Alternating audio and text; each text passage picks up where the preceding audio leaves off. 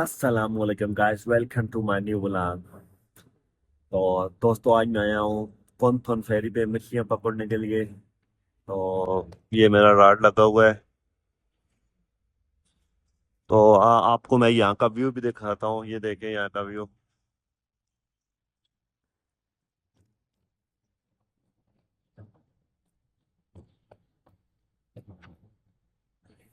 बहुत अच्छा व्यू है।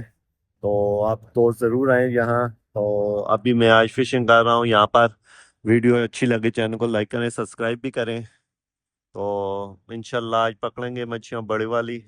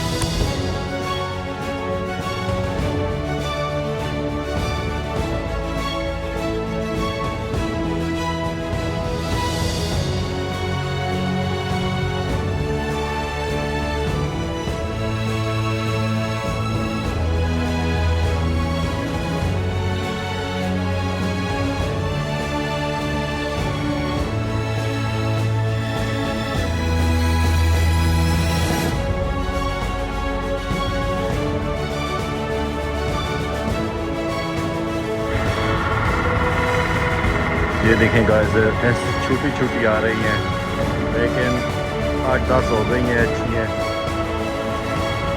ये देखो, बड़े वाली आ गई है अभी। ये बड़ी है, कितनी खूबसूरत है।